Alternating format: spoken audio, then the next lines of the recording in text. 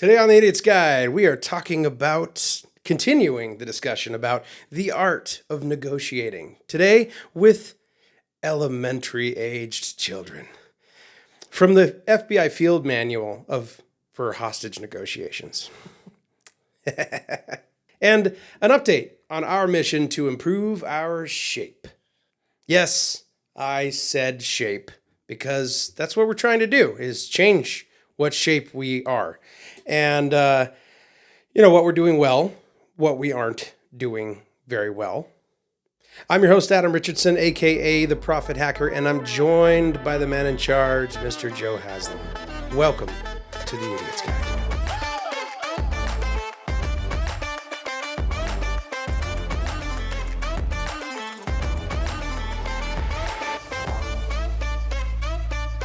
Well, I think one of the things that I want to start off with today is I want to get kind of this FBI thing out of the way.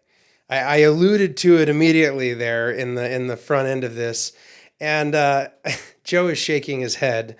Of course, don't judge me. Don't judge me. This is actually quite impressive. Honestly, if everyone learned these skills, and maybe that's part of the reason why I think we're going to kind of stay in this lane and see how many things this applies to, where they're like, yeah, the FBI checklist to changing your tire. No, we're probably not going to do that. No. Sounds stupid. But this stuff matters in so many ways. Like, just to like, there's an article that I'm going to be getting this from. It's from Inc. magazine. How to negotiate using the FBI's 5-step hostage strategy. Okay. And it's for, I don't even know what a VC is, or a partner, an employee, a spouse, a child, getting someone to see things your way. You have to do these 5 steps. VC is a venture capitalist. Thank you. Yeah. I was like, virtual cook? Virtual companion. Virtual. I'm pretty sure that exists. Maybe a little too much information there. I don't know. Oh, Lord. How do you know? But yeah, VC, venture capitalist. So the idea there is if you're trying to convince a venture capitalist to back your idea or business partner or anything like that, that's, I think, where they're going with that. I think the biggest part about it is the fact that you'd probably be pretty surprised by what these are, how terrible we're at doing this, so on and so forth. Let me just list them off, and then we'll unpack it a little bit more. Number 1, active listening. Number 2, empathy. I feel you on that one. I'm sorry. I thought of a really bad pun for the first one too, but I didn't want to say it, and then you read the second one. I couldn't resist saying something. Number 3, rapport. And if you read it like report, you're wrong. Number 4, influence. Number 5, behavioral change. There you go. So I think the reason why these are pretty much essential, especially even with children, I've had, 3 of them be small children. So I feel like I'm more than qualified to at least have, one hostage negotiation under my belt. And when we talk about hostage negotiation is when you're in a heightened moment trying to convince someone to do something they don't want to do or to stop them from doing something that they want to do. I think that pretty well defines a lot of situations that you're dealing with elementary school kids. Yes. They're not thinking logically. They want to or don't want to do something, and you have to convince them otherwise in a very high emotional state. And oftentimes, they seem like, they may not actually, but it feels this way, like they have all the cards. Yeah. Um, with this, I guess children in a roundabout way have a way to get under our skin really easily. I mean, I've done parenting things and all of the different techniques about like reverse psychology, and sometimes it works. You know, I used to do, we signed up and got paid way too much for two little booklets from Love and Logic. And that, I'll just leave it at we paid way too much. Okay. Love and Logic, the idea behind, the principles behind it are a peaceful negotiation with your child to help them make logical decisions, when probably the most accurate part about that is the fact, or inaccurate part of that is the fact that the only logical decision maker in that process is the adult. So everything else doesn't have any reason. So, you know, there's Well, I mean, it's kid logic. right.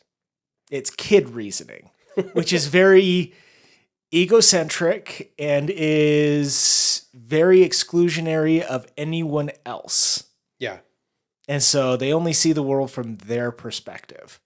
And so from that standpoint, I mean, there's some logic, but no, I agree. There's really no logic in an elementary kid's brain. Yeah. So I don't really want to try to justify why, you know, I think the hardest thing is if I went to go back and catalog and think every exchange that I've had with my own kids, you know, the wins and losses are, you know, are nothing I'm proud of on either end of that. You know, it's just like we made it. You know, that's where it is. Like on either side of that, it's we made it. And that's I'll take that as a win, you know. I don't know, parents, if you're listening, you're cringing because you're like, don't do that. You're giving the kid the power. I was like, you know, I follow these 5 steps that the FBI taught me how to do. And they talk to very unreasonable people at gunpoint. So, you know. Yeah, and historically, when it comes to, you know, raising kids, when it comes to getting kids to do things, especially in the US, it is very much a power play on the part of the parents. And we get into this state of we're going to force them to do something one way or another. And we've learned in modern times just what kind of long-term impact and the trauma that inflicts on a child. You know, that's why, you know, it used to be common practice every single day you are spanking a kid to get him to do something. And or the wooden spoon. Mm-hmm. I got the wooden spoon a lot as a kid. Yep. They were broken a few times on our behinds. But that was normal. That was what you did as a parent. That was your negotiation. It wasn't even the parent that was negotiating. It was the object in which was enforcing behavioral change. Yeah, the wooden spoon, the belt, all those things were the negotiation structure. Yep. Historically, I say historically, I mean, that's going just back to like the 80s and 90s, not that far back. And we're learning the kind of impact that has on kids. And so it's important that we move away from those kinds of parenting behaviors. And these things are the great tips. These are what help not only us as parents to be able to have a more well-rounded child, but also as they get older, it makes it easier to teach them, to help them understand logic, to help them develop into the best version of themselves. Yep. And so it's not just in the moment that this is better. This is better for their entire lives to go through these steps and not just default to, I'm going to get it done no matter what. The ends justify the means. They don't. On these steps, I think an important part to say, like to go through them, is that you mimic them. They're mimicking you. They're learning from how you have walked this path. You've implemented these steps. The biggest challenge is that most everybody doesn't. Yeah. A lot of people, I mean, like I read another article that talked about these 5 steps that the FBI use, and um, everyone skips the first 3. Everyone. They just go, what, right to influence. So I'm going to woo you because my intensity is bigger than your intensity, and I'm going to demand behavioral change. How in the world, like, if they took that approach out in the field with a real bad guy with some weapon, like, things go bad real quick that way. Yeah. So you can't skip these steps. Well, guess what? Whether it's a 35-year-old assailant, something that's out there, or a 5-year-old assailant with a juice box, like, it doesn't change the process. Yeah, the brain dynamics are the same. The 35-year-old may be more developed, but the brain process, the algorithmic process within the brain is the same for a 5-year-old as a 35-year-old. It's just one's more developed than the other. It doesn't change the way that the brain actually functions. So yeah, that's why these things work even for 5-year-olds. And honestly, when I was a dumber parent, I'm a smarter parent now. I'm still dumb, but this is the idiot's guy. We've made the mistakes, learn from ours. So, love and logic came in when I didn't understand these principles. I didn't study other things that correlated with these principles. So at the time, I'm like, these are dumb, like, why is this? Why am I?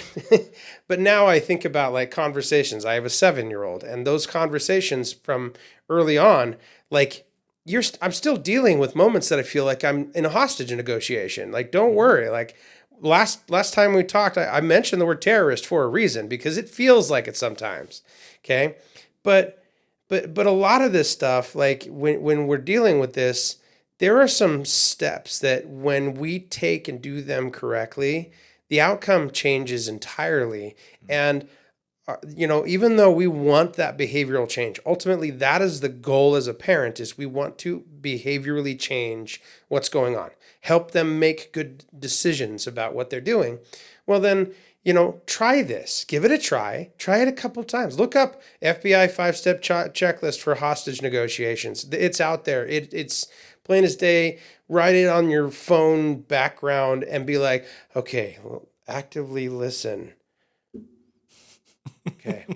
So let me tell you, okay? I'm going to stay right there for a sec. What was it that you said again? So sorry, we're going to be so full of dad jokes today. I don't know why. Here's a checklist of active listening, okay? Just active listening. I didn't do a checklist on any other one. Active listening, the most important. Yeah. Did you hear me? Yes, I did. Okay, good. All right. I am actively listening. Number 1, ask open-ended questions. Okay? That means that you aren't asking, like, you're not talking to a teenager and they're like, yes, no. Yeah, it's not yes. you don't want a yes or no. So it would school. Be good. So an example of ask open-ended questions. So talking about, active listening. So Adam, what in more detail is active listening? Can you explain a little bit more about that? Or is active listening where I'm really participating and learning from you? So that second question was a yes or no. Correct. First question was very open. It makes you answer that question that I can then use follow-up questions that are also open-ended. What's an interesting thing to maybe observe in the heat of the moment is when you are asking open-ended questions, shut up and listen. Mm-hmm. Because if you don't, and all you do is ask an open-ended question and then another open-ended question and an open-ended question, and you're answering those questions, you're escalating yourself and not giving your child an opportunity to even answer, which is basically going to overwhelm them, steamroll them, and they're not going to want to talk to you. So, and then you're going to have a really, really angsty teenager. Number 2, use effective pauses. Would you repeat that in just a second? It's almost uncomfortable So I read a book called Crucial Conversations, and it is one I would highly recommend everyone on earth read because it talks about similar qualities of this. Pauses are very, very essential. If you listen to some of the world's best speakers, they have momentary pauses that when they use them and apply them, they sound really torturous, especially on a podcast when I'm getting recorded. And you're like, get to the point. But the idea behind it is emphasis, it's control, is what you're doing. But it's also the fact that effective pauses give space for you to think and for the other person to think. So if you're shutting up and listening after your open-ended question, great time to pause. But when they answer, don't ask another open-ended question. Let that process. Like if their answer was something, they have a valid position, even if they're five, some reason why they did such and such. So ask, what was the reason why you knocked over Kenny's blocks? Well, because I didn't like him and he smells funny and he picks his nose. Like, well, that's bullying, and we don't bully in this school, you know. No, but the idea is you wait, you listen. Okay, well, what is it that made you feel like knocking over the blocks was the best thing for you to do? You know? So another part of this is it builds the anticipation in the listener. And so what it does is it draws them in to your side of the conversation. Right. And so when you create that pause or you elongate a word, what that's doing is it's bringing someone in to what you're saying because they Oh, want yeah? they want to hear the end of it. So this is why, I mean, if any of you go to, I think it's Baptist preachers are the best at this. There's a specific Like a cadence? cadence that they are taught. There's a specific term for it. I can't remember what it is. But another example of this is 1001 Nights, the story of Scheherazade, where she would tell a story that would then lead into the next story and stop there so that the sultan, or yeah, I think it was the sultan, wouldn't kill her until the next night because he wanted to hear the rest of the story. So she did that for 1,000 nights, and the sultan eventually fell in love with her. And there's a lot of backstory to Scheherazade's story, but that's the idea. That's storytelling. Is you create that anticipation, you create that longing for what is going to be said. And you can do that even in a short conversation. If you've listened to really good lecturers, they have that cadence. So when you're talking, you're pausing, you're elongating the words in order to draw someone in. When you're coming to the climax of your story, you're going to be talking very quickly as you're getting to that point. And then when you're almost at the end, you slow down. You create those pauses. And then you catch them. So, number 3 in active listening is minimal encouragers. Not being a minimal encourager, but actually little things that are encouraging. Joe did something very similar to that earlier when we talked about, I said, asking open-ended questions, and he gave an illustration that he was actively listening by unpacking 2 different approaches about active open-ended questions and or asking open-ended questions. So in showing, it's encouraging to me that Joe is paying attention when I'm talking, just as much as I'm paying attention and being drawn in by his cadence and his elongating of words, pulling him closer and closer and closer as finally we get to number 4, and it is mirroring. Mirroring is is something where if Joe is sitting across the table from me and he has his hands folded, I'm going to fold my hands.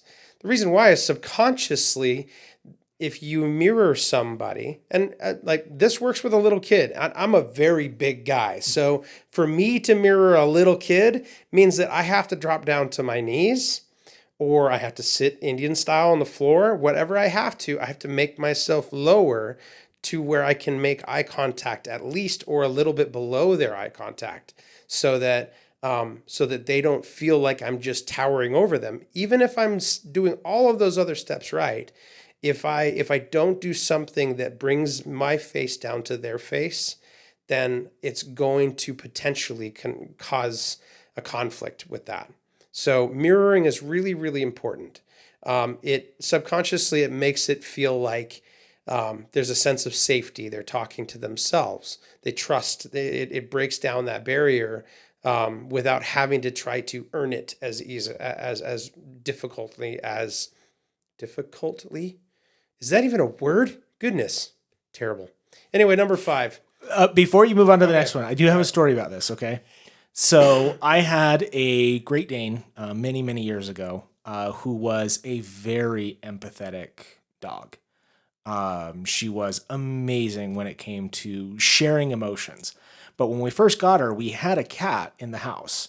And so we brought this giant Great Dane home. And when they met, the first thing that the Great Dane did was actually got all the way on the ground. So she laid completely down and crawled up to the cat so that she was on the same level as the cat to introduce herself to the cat. It wasn't anything we encouraged her to do. It was just she knew these kinds of skills instinctually, that if she wanted to build this relationship with an existing animal, that she would get down to their level and approach in a very easy to understand mode.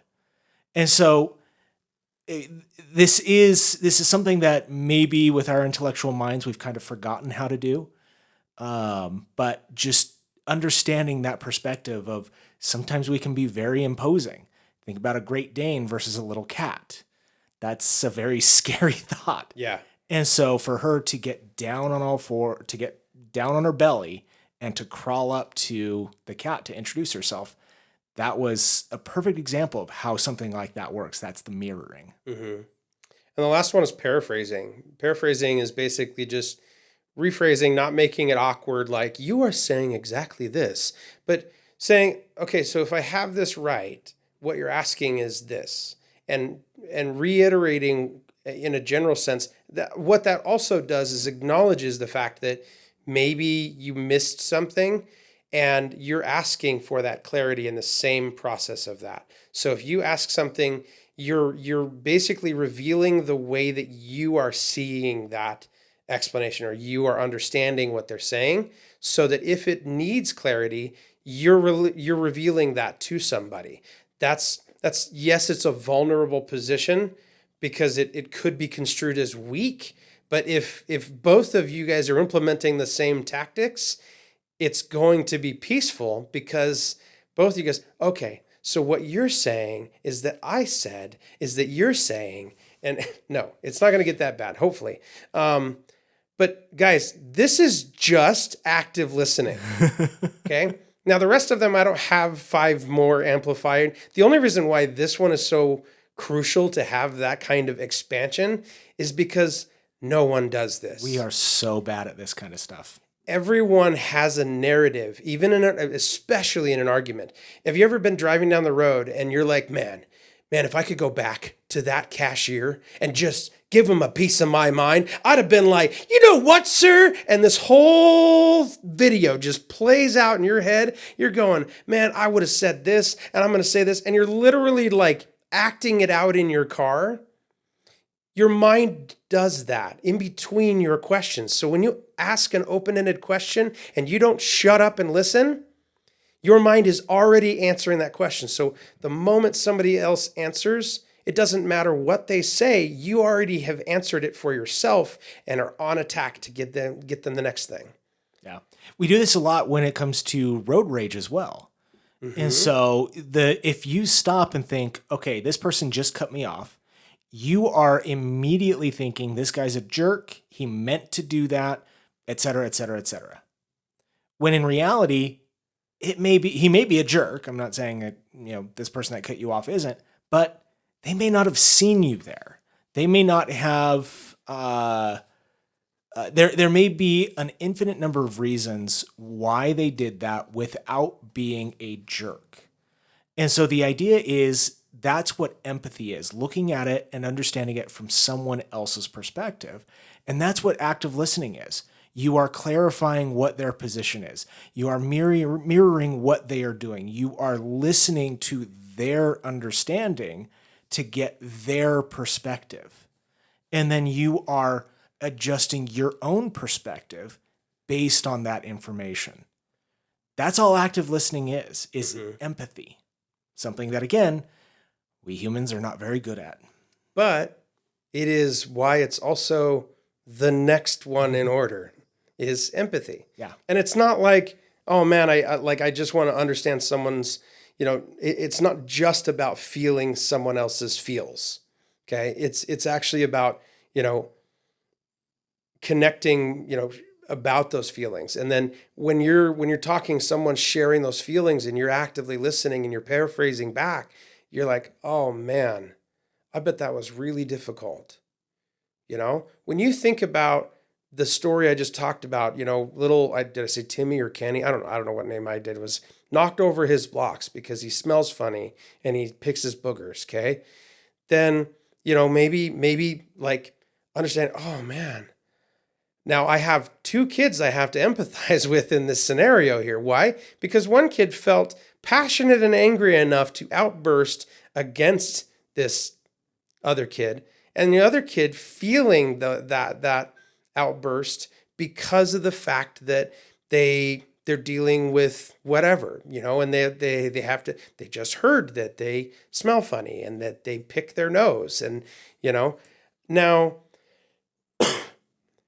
empathizing with either side of that, I think is just, it's connecting with a little bit more than just the surface level of everything. It's connecting with why these things, why certain things matter to another individual. And if all I'm doing is going, well, man, like, you cut me off on the side of the road, and and knowing that, like, hey man, somebody needed to get going faster than I did. Maybe they needed to get somewhere, whatever it is.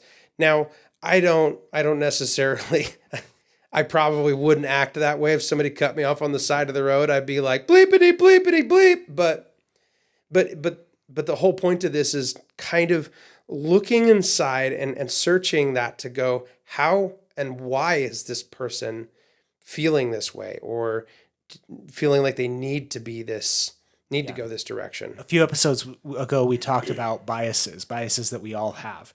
And that's what really goes into that idea of empathy, is that we each have a bias. We each see the world our own individual way. And it's important to look at it and understand it from someone else's. We have to set aside those biases. Now, it doesn't mean that the other person is going to set aside their biases, but that's where we, as the negotiator, need to take that role of, we need to shed our bias in order to be able to come to the best possible resolution. Clean the room, pick up your toys, stop knocking over kids' blocks, whatever it may be. Well, and from actively listening to empathy is a moment in actively listening where I said, shut up and listen. It's be quiet. And the reason why silence matters is because when someone else is divulging something, it gives you an opportunity to hear them and suspend any judgment from happening, so that you can silence and listen to that person and then determine a better way to converse with them. The third one is rapport. And rapport is basically, you have to, you basically have, it's kind of on the heels of empathy. you have to establish kind of where that person's coming from. So I understand that you are, how it feels to be this way. Okay. I understand that, like you might want to be able to do this, or, in essence, let me just read this. Understanding of the person's, once you understand their state of mind, their motives, their objectives, you can start to respond with kind words. Okay. So kind words like the person, oh man, it's got to be really difficult for you to be dealing with this. I can totally get why you decided to, you know, why, it makes your nose tickle when, you're standing next to Timmy and like, I'm trying to like not go down the hostage negotiation road where I'm like, I understand why you robbed a bank. It totally makes sense. No, like, Well, I understand why you don't want to put your toys away. I understand Right. why you don't want to clean your room. I understand why you want to run away right now and go live on the streets because then you don't have to clean your room. Right? I know I, as a kid, tried to run away a couple times. I think every little kid has tried to run away at some point. But it's those kinds of things where you're building that rapport with them to say, I understand where you're coming from. I understand this. And one of the key there is don't just fake it. Actually seek to understand. That's where the first two steps come in, is, actually getting that understanding. But then you build that rapport with them. And even when you're talking to your own child, you are in that moment building a specific rapport. Yeah, obviously, you live with them, you know them, everything is there, but it is in that situation building that specific rapport. I understand that you want to go outside and run in the sprinkler instead of putting your toys away. That sounds like a lot of fun. However, and then you go on into the next steps of other items, but that's where that rapport comes in, is you're saying, I get it. And you're paraphrasing what they Yep. said. And like you said, you can't do it manipulatively. You can't go into this and be like, I checked off the box of active listening. I checked off empathy, now I'm in rapport. Why is it not working? If it comes across as manipulation, you've lost. They're not going to listen to you. It doesn't matter. It literally is stepping not only into their shoes, but stepping into their mindset about any situation. And that way, trying to do that gives them a little bit more, I would say, value in the position they're in. The whole point of that is so that once you're there, you can step into number 4. The reason why these three come first is because you need to condition somebody to accept the fact that you are standing in their shoes. And now, when you step into number 4, you can help influence their decision. Why? Because you know what they said, you know how they feel, and you see it through their eyes. Now, that doesn't mean you are on their side. It just means you have completed this world that they are living. You understand the story that they are learning and telling. But you also have this outside part of this that is the discerning part that changes that story. And that's where influence comes in. Now that you know all of these pieces, now that you have mimicked and mirrored and paraphrased and become and acknowledged their stressors, you can now move into the number 4, influence. So oftentimes when we think about influence, we think about another phase of manipulation, essentially getting somebody to do certain different things by, leverage or, extortion or some other approach by, emotionally leveraging something against them. And that's motivating. Nope, that's not what we're talking about. Influence is basically just like love and logic. You are helping this person make a better decision in this situation. And it doesn't matter if you're talking about an actual hostage situation or you're talking about a 5-year-old. You're helping this child make a better decision in this process. Now, how does that work? Let's talk about not cleaning up, not cleaning up your room. Okay. Well, I want you to be able to have, I get why my daughter, I'll use my daughter as a good example because cleaning her room is so much fun.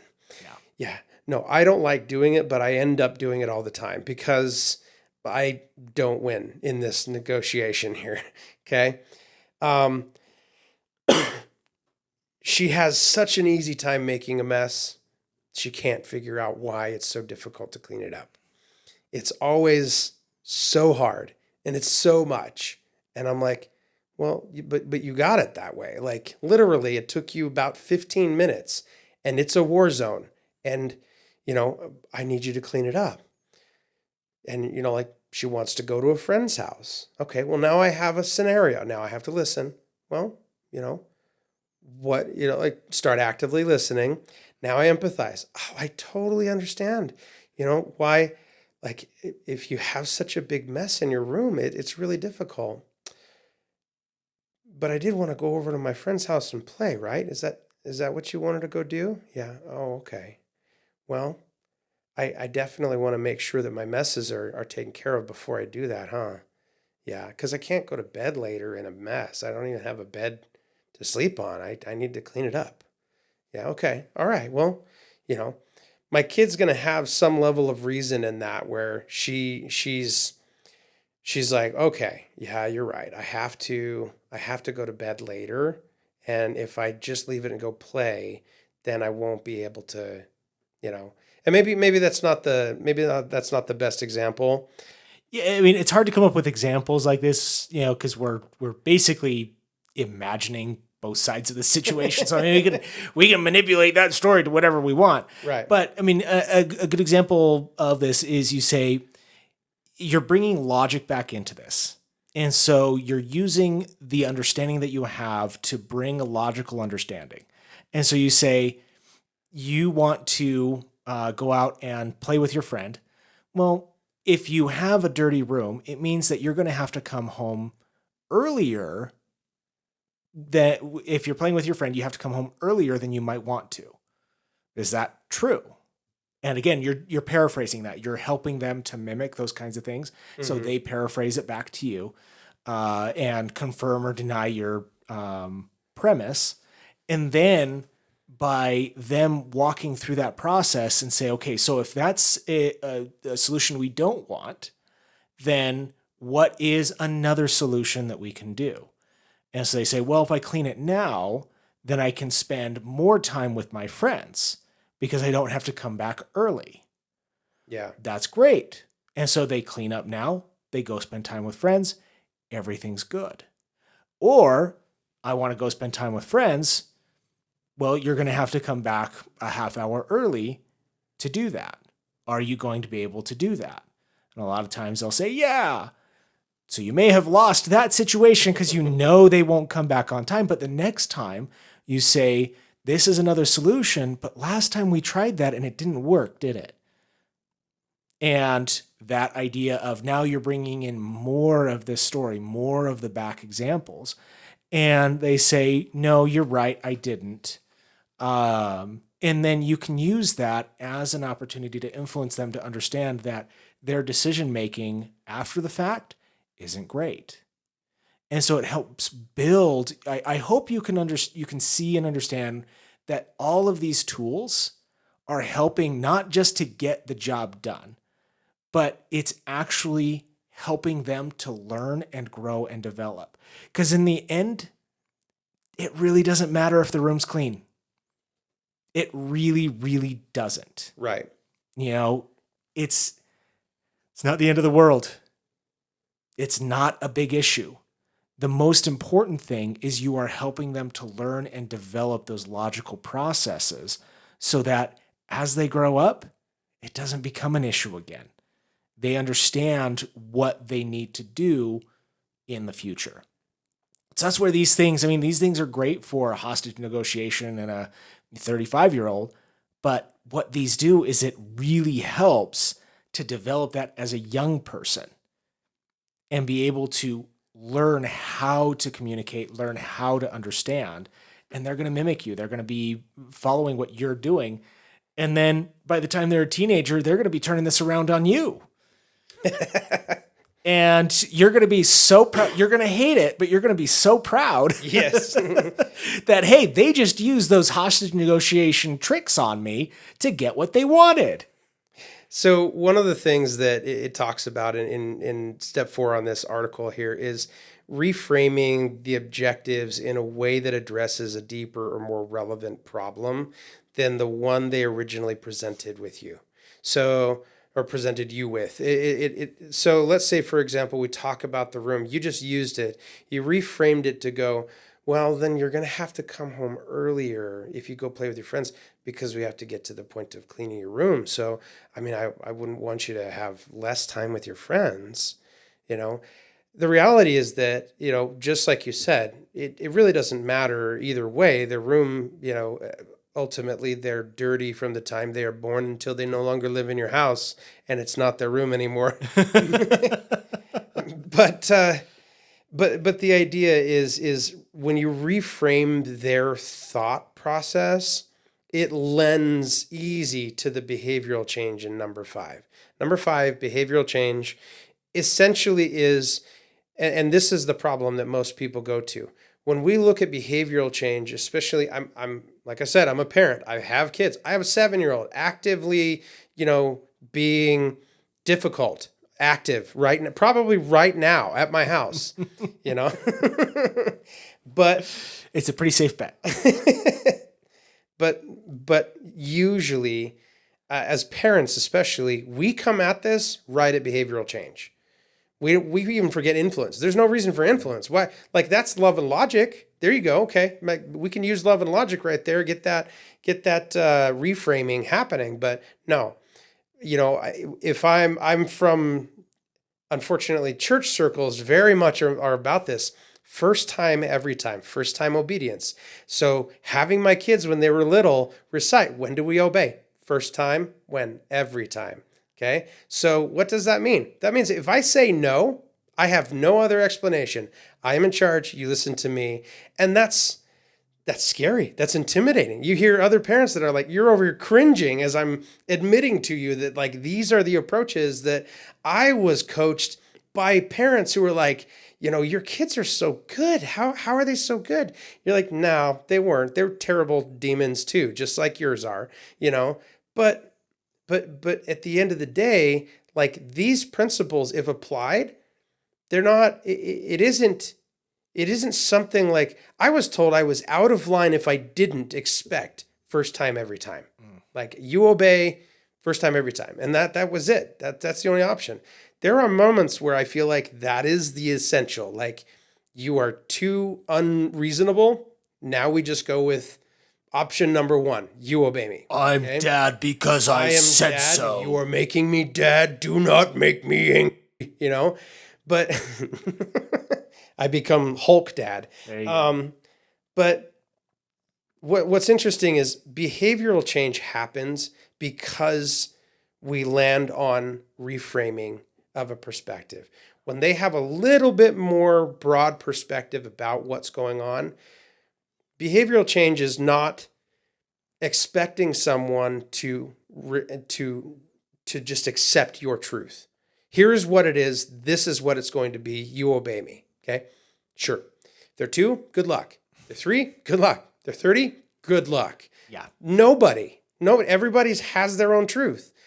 The best thing that you can do is get them to see that truth and get you to meet both your truths to meet, so that they don't have to accept your truth as the only thing.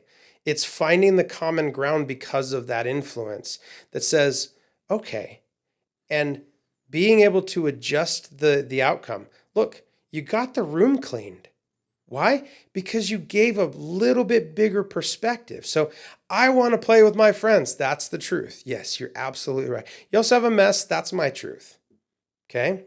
So I don't want you to just go right to mine, because if I say this is how it goes, you're not going to listen to me. But if I let you know a little bit bigger perspective, you're not going to be able to play with them for very long if you don't do this. Oh, we'll get it in gear. Go take care of that. And they go take care of that. Perfect. Now, they don't realize that they may have just burned an hour cleaning their room and they still don't play with their friends the same way. That's not the point of the story, okay? Right. They don't know how to tell time yet. It's okay. Well, and they'll learn for next time. Yes. Yeah. And that's the idea, is that the reason it is important that we use these things versus going right into behavioral change or using the archaic methods of physical punishment is because this helps them to grow into well-adjusted adults. They are able to develop empathy. They are able to develop logical reasoning. They are able to develop all of these things within the household. And when that is fostered and when that's developed, they become much, much, much better adults. And so that's the key, is just allowing them to learn and grow and develop these things. And they're going to learn it when you use it. Mm-hmm. If you don't ever use it, where are they going to learn it from? I mean, maybe they'll learn it from school. And I'm just going to give a shout out to any young people who may be listening to this. Start using these tactics too. These work. It works both ways. If you want to get your way, use it. Yeah. Because it really is. And again, you're helping your parents to reframe their understanding of your perspective. And it really helps to develop that long-term relationship, because now you are pushing them to remove their biases by using these same techniques, by allowing them to understand your point of view through logic and through empathy. And so these are all great things to do, whether you're an adult or whether you're a teen. Yeah. Or whether you're a boss, or whether you are working with a boss. Whatever it is, using these tools. Let's say you want time off at work. Use these tools. Use these tactics to get some more time off. You want a raise? Use these tactics to get a raise. All these things work really well in all aspects of life. We are talking about, parenting and how to deal with little kids, but these kinds of techniques are invaluable in the world. And if you think about teaching your young kids these skills at that young age, then they're going to be much better at it by the time they become adults. And they're going to be able to get those raises. They're going to be able to be the boss. They're going to be able to do all those things and become very successful. Well, and if you're not familiar with it, if it's kind of something that this is brand spanking new, give it a try. Test it and see how it works. And then it gives you an opportunity to really kind of go, okay, yeah, I have some options here. I want to stay in the lane of children for a second here. I have one more list, okay? And I'm gonna kind of fly through this, because what we just talked about as far as this, we correlated with children and child rearing. And, probably the biggest thing about this is just, encourage, more effective parenting techniques, steps that really kind of lend in your favor towards children. And I'm just going to do it really quick. And I guess my thing would be, pay attention to just the titling that I'm covering about how it correlates with what we just talked about, because every single one of them is tied into what we just talked about. So number one, boost your child's self-esteem. That one's a given. Yes. Any chance you have, seize the day. Number two, catch kids being good. When they get praise, oh my goodness, wow, that was so great. I'm glad you did that. Thank you. Three, set limits and be consistent with your discipline. Okay. If they go 10 minutes beyond playing video games and you said, hey, we gave you this much time, 10 minutes, I'm going to have to take that off next time. Okay. Whatever it be, it doesn't have to be video games. It could be anything that you guys have your limits and expectations. Number four, make time for your kids. Not just time to be in the same household, be in the space. You guys live together a lot more of the hours of every day than when you're not together. But that doesn't mean that you spend time together. And that's the important part of it, is take and make intentional time for your kids. Number five, be a good role model. Like we just said, when your kids see you doing all of those 5 steps and negotiating hostages down, they're going to be able to do the same things and have those really, really most highly effective communication skills that barely anybody on earth has. Number 6, make communication a priority. Weird. Last time we talked about how once you open those channels of communication, if they're fair and they're honest and you are implementing these things as something, as an essential ingredient, you will have a fantastic dialogue with your kids. Doesn't mean that it'll be magic and ponies and all this kind of stuff and rainbows. It will just be a really good, enriching time of life with your kids. Number 7, be flexible and willing to adjust your parenting styles. Guys, every single one of us we all have blindfolds on and we're running straight at a wall. That is parenting 101, okay? It's a good description. Number 8, show that your love is unconditional. They're going to screw up. They're going to make you so angry, you just can't stop. You want to go outside and scream at the top of your lungs and just, whatever you have to do. But know that it doesn't matter. They could do anything on earth and nothing changes how much you love those kids. Okay? Number 9, know your own needs and limitations as a parent. Okay? I think one of the things that I have to learn myself is I will often not give myself the break, the room, the breath to catch my breath before I respond or react. And that means that I'm not knowing my limitations. I've exceeded it. I'm mad and I'm reacting right there. Okay. So my needs are, I need a moment to catch my breath. I need that silence in that active listening. Even if that's the only space you have, is ask an open-ended question and catch your breath. Just be quiet. Believe me, it is the most terrifying thing to a kid if you aren't saying a word and you're just trying to calm yourself down before you speak. They have no idea what you're saying, what you're thinking, what's about to happen. You are just silent. It also works to get a confession out of them. Yes. So, these are not definitive lists, but, this is an effective strategy that the FBI has used for years and years and years. And, it's interesting how much this works it's not a hostage negotiation. It is just being a civilized human being that is considerate to others and having great communication skills. That's all that is. Yeah. Literally. Why does it actually take a professional with a title as a negotiator to have what every human should have? That is sad. It is. I mean, we've lost a lot of these skills, and we need to develop them again. We've become a very selfish society. We look at ourselves first. That's why when we were looking at the list of biases, it was 180 something individual biases that we have, and the number's growing every generation.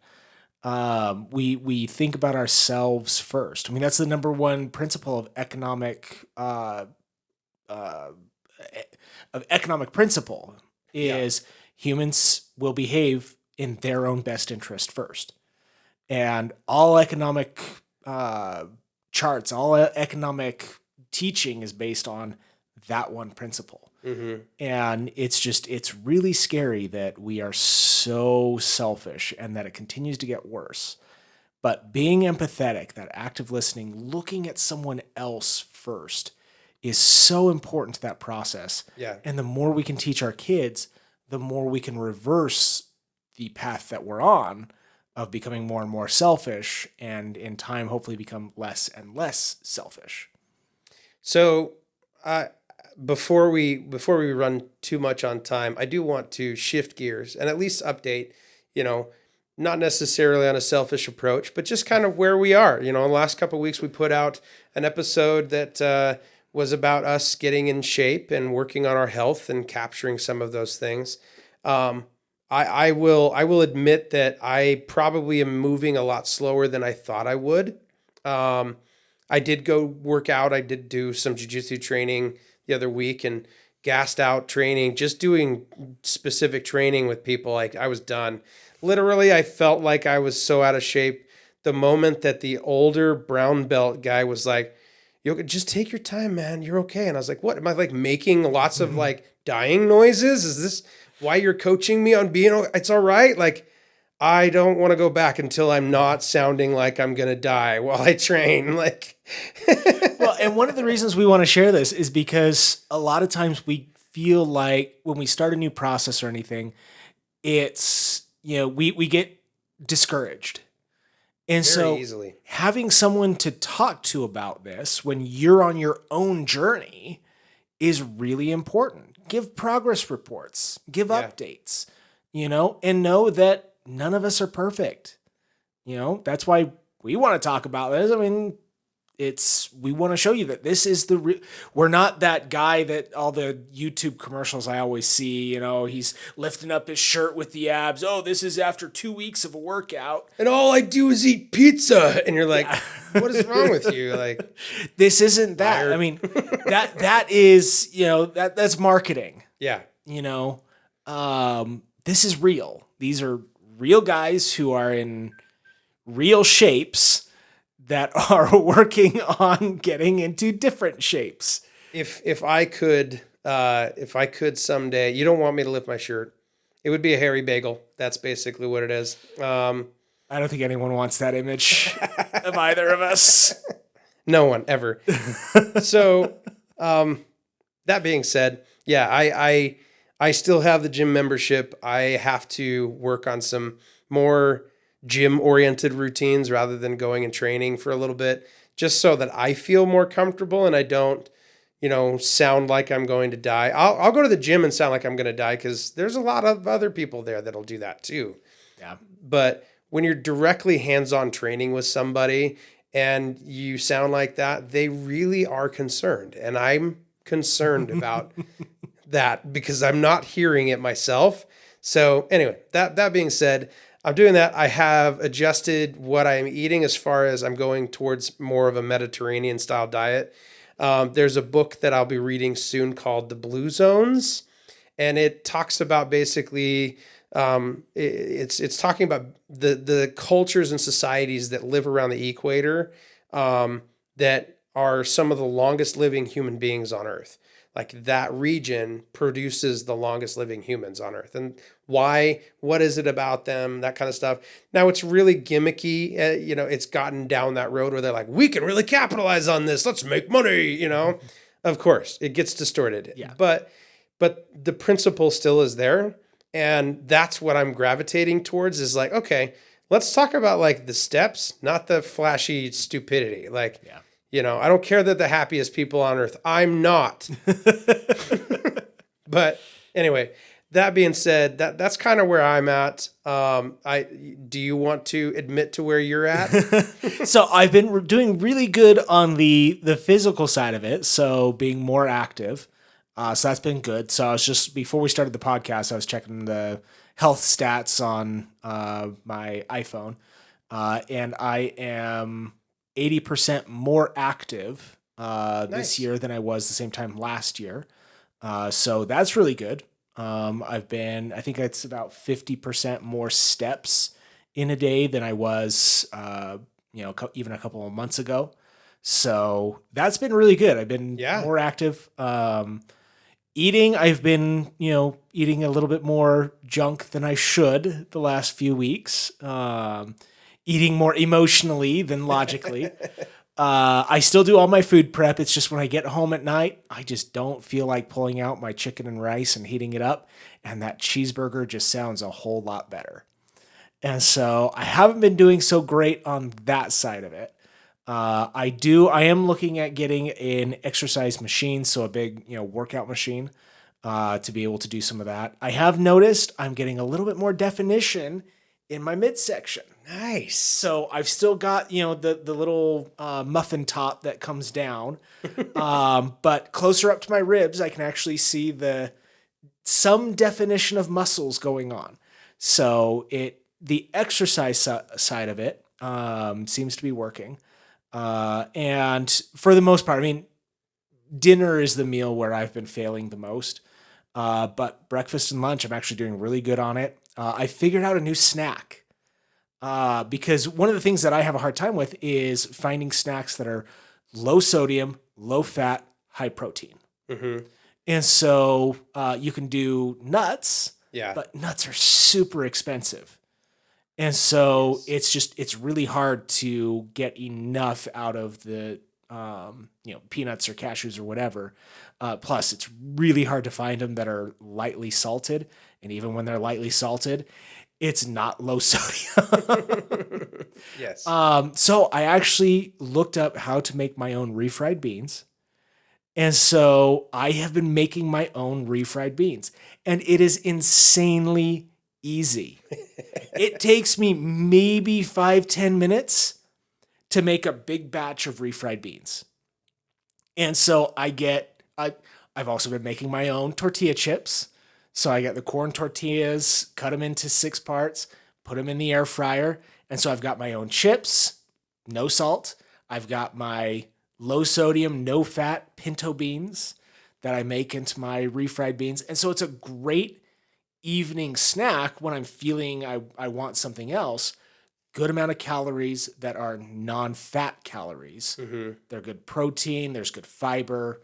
And so it's actually been working out really well to be able to do that when I'm not eating the cheeseburgers for dinner. And so I found a really good setup that seems to be working on days that I'm not emotionally eating. Yeah. And so far, I think I've been feeling the impact. I do need to get a scale. I do want to get a scale for the office for both of us. Oh, no. I have a scale at home, and so I very regularly weigh myself, mainly for the sake that I learned a couple years ago that that's actually a helpful part of the process. Even minor.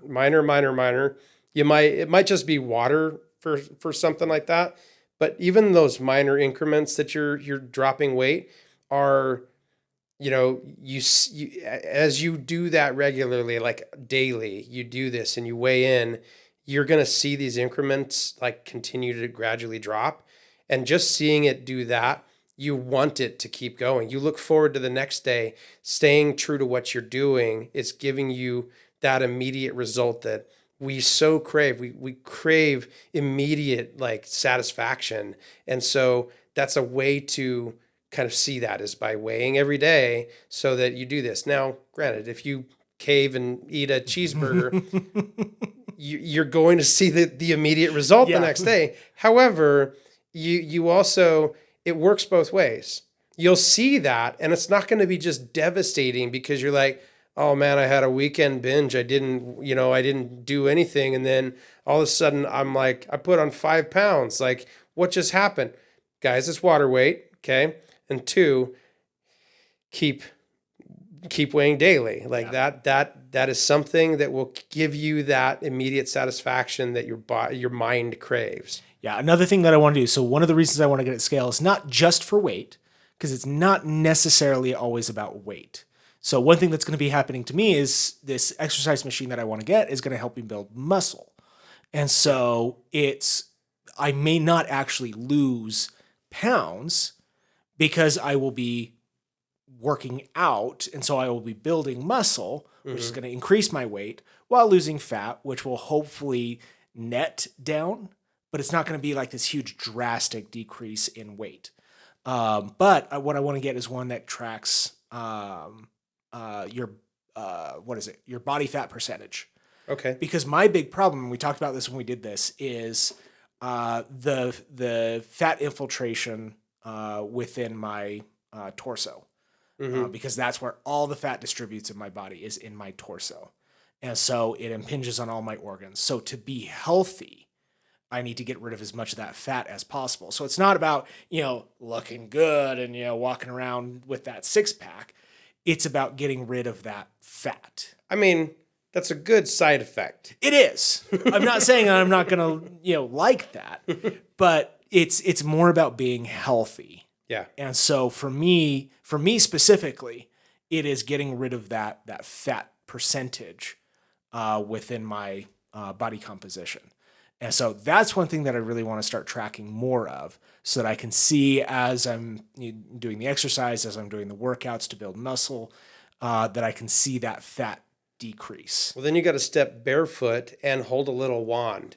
Like whatever. There are ones without the wands. Okay. All right. Cool. So, and just so anyone knows, the way they do that is they send electrical charge through the body. And so fat and muscle respond differently to the electrical charge. So that's how they calculate what that is. I don't need that kind of honesty in my life. So that's the updates. That's where we're at. Well, hey guys, if you guys have just caught on to the show and managed to make it to the end, I don't know, maybe, like and subscribe. Thank you. Yes, thank you very much. Leave a comment or two. We'd like to hear from you, our listener. If this stuff is valuable and helpful, and that it helps, that basically helps us get in front of new viewers and other viewers that are out there.